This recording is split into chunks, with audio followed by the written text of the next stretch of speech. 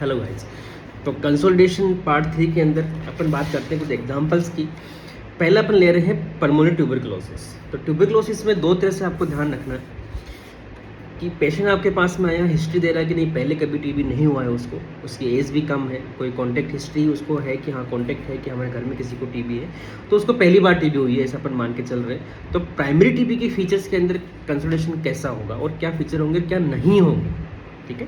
तो primary TB में जो कंसोलिडेशन होता है मेनली लोबार कंसोलिडेशन होता है, एक लोब के अंदर रहता है, या दूसरा कंडीशन हो सकती है कि वो जस्ट जो हाइलम है आपका हाइलम के आसपास में कहीं हो, क्योंकि जो आपका जो बोन फोकस है वो हाइलम से ही बन रहा है, ठीक है। इन्फेक्शन के कारण जो बोन फोकस आपका बना या जो लिम्फेटिक्स है वो आई और यहाँ पे लिम्फ नोड होता है तो बोन कॉम्प्लेक्स पूरा बनता है। तो मेनली जो कंसोलिडेशन होता है वो लोबार कंसोलिडेशन यहाँ पे होता है। केसेस ग्रेनुलोमास आपको मिल सकते हैं और हाँ हाइलर या मिडेशनल लिम्फेडेनोपैथी यहाँ पे मेनली आपको मिलती है। क्या नहीं मिलता, क्या अनकॉमन होता है, ऐसा नहीं कि हमेशा नहीं मिलेगा, कभी कभी प्राइमरी में भी कैविटेशन बन जाता है, क्योंकि जैसे जो ब्रोंकियल कनेक्शन है उसके पास में कहीं कैविटी बनी, स्लफ आउट हो गई तो आपको कैविटी दिख जाती है, नेक्रोसिस हुआ और स्लफ आउट हो गया। लेकिन cavities are not that common, मतलब अनकॉमन होती है प्राइमरी टीबी के अंदर।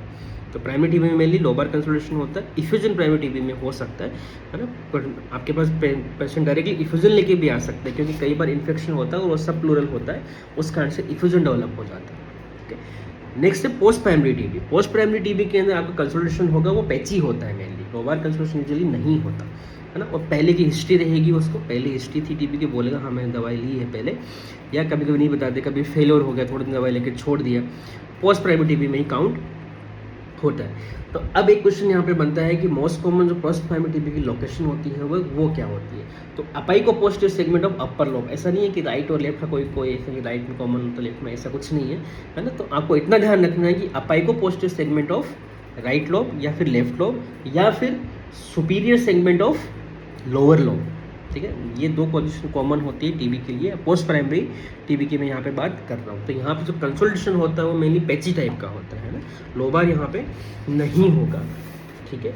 और इसके अलावा आपको कैविटेशन कॉमन मिलेगा। कैविटेशन हो सकती है, थिक वॉल कैविटी हो सकती है और थिन वॉल जो हील्ड होती है वो भी यहाँ पे हो सकती है। इसके अलावा फाइब्रोसिस आपको मिलेगा, क्यों? क्योंकि पहले टीबी हुई थी, अब जाके एक सीक्वली होती है टीबी का, तो वो फाइब्रोसिस यहाँ पे बन गई। ब्रोंकिक्टेसिस आपको यहाँ पे मिल सकता है। इसके अलावा एस्परजिलोमा आपको यहाँ पे मिल सकता है, कैविटी हो उसके अंदर आपको एक फंगल बॉल की तरह दिखती है।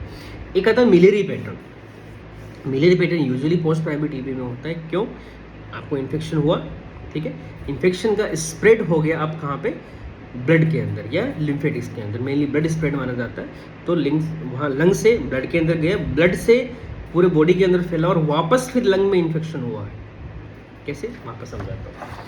यहाँ पे इन्फेक्शन हुआ, मान लीजिए ये कंसोलिडेशन है यहाँ पे टीबी का इन्फेक्शन है, बंदे की इम्यूनिटी कम है, HIV है, स्टेरॉइड पे है, इम्यूनिटी कम हो गई, रीनल इश्यू है, क्रोनिक डिजीजेज है, लीवर डिजीज है, ऑन स्टेरॉइड पेशेंट है, तो यहाँ से इन्फेक्शन हेमोरेजिनस स्प्रेड होता है, पूरी बॉडी में जाता है, जिसमें आपका TBM भी हो सकता है, ठीक है। तो जो CNS TB होती है वो, और वही इन्फेक्शन, वही आप बोल सकते हैं कि इन्फेक्शन की जो सीडिंग होती है वो पूरे लंग में हो जाती है। स्टार्ट अपर लोब से स्टार्ट होते हैं, lobe mid lobe lower lobe में आती है, इसको कार्टन फॉल अपीयरेंस भी बोला जाता है, पहले upper lobe mid lobe lower lobe. तो फुल सीडिंग मतलब एक सीड्स की तरह, इसको साइज कितनी होती है 1 to 3 mm, ठीक है। तो 1 to 3 mm की साइज होगी, एक सीडिंग की तरह होती है, पूरी dot dot dot dot dot nodular pattern आप जिसको बोलते हैं। तो मिलेरी टीबी एक तरह की पोस्ट प्राइमरी टीबी होती है, कि प्राइमरी टीबी।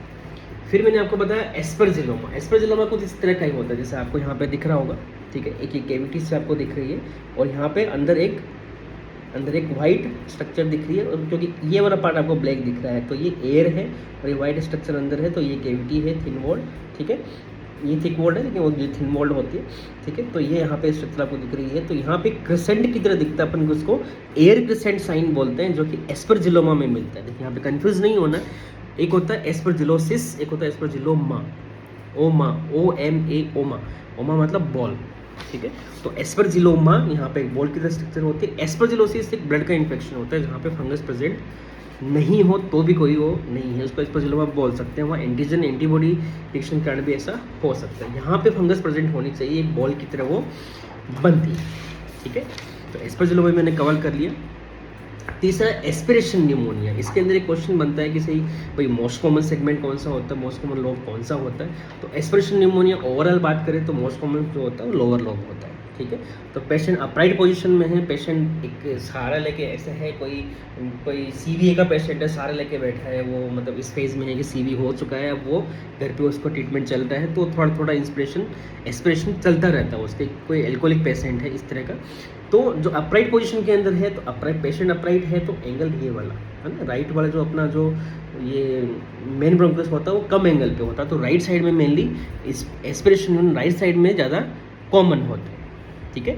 और अपराइट पोजीशन के अंदर आप बोलोगे कि सुपीरियर सेगमेंट और या फिर posterior basal segment, superior segment या फिर posterior basal segment of lower lobe, ठीक है। और सुपाइन पोजीशन, यदि पेशेंट सुपाइन है, ठीक है, सुपाइन है, तो फिर अपर लोब यहाँ पे इन्फेक्टेड होता है, तो यहाँ पे posterior segment of upper lobe infected mainly होगा, वो सुपाइन पोजीशन के अंदर होता है। तो एस्पिरेशन न्यूमोनिया के अंदर आपको कंसोलिडेशन की पिक्चर दिखती है, लोबार कंसोलिडेशन भी हो सकता है, लेकिन ये आपको हिस्ट्री से रूल आउट करना होता है कि पेशेंट की हिस्ट्री क्या है, पेशेंट की हैबिट्स क्या है, एल्कोहलिक है, डेबिलिटेड पेशेंट था, कैचेक्सिक था, बेड पे था, या उसको सीवीए हुआ है, इस तरह की हिस्ट्री साथ में रहेगी। एक आता लंग इन्फाक्शन। लंग इन्फाक्शन के अंदर आपको हैम्पटन हम्प दिखता है एक्सरे के अंदर, यहाँ पे पल्मोनरी आर्टरी वगैरह है, पल्मोनरी की ब्रांचेज हुई और वहाँ पे कोई एम्बोलाई आ गया, वो को आगे वाला पार्ट आपका इन्फाक्ट हो गया, तो यहाँ एम्बोलाई है, आगे वाला पार्ट इन्फाक्ट हो गया, तो इधर भी और इधर भी एक तरह का एक ट्रायंगुलर या फिर वेज शेप स्ट्रक्चर आपको दिखता है, इसका बेस प्लोरा पे होता है लगभग, और कई बार आपको जो ये शार्प वाला एरिया वो नहीं भी दिखता, क्योंकि यहाँ पे पेरिफेरल वेसल्स रहती है, तो वो इसको कवर कर लेते हैं, लेकिन ये वाला पार्ट आपको दिखता है, एक हम्प की तरह फिर वो बन जाता है, यहाँ पे रहेगा, यहाँ एक हम्प बन जाएगा, है ना, ठीक है। कई बार शार्प नहीं दिखेगा, शार्प दिख भी सकता है, नहीं भी दिख सकता है, तो इसको अपन हैम्पटन हम्प बोला जाता है, ठीक है। तो लंग इन्फेक्शन का फीचर होता है।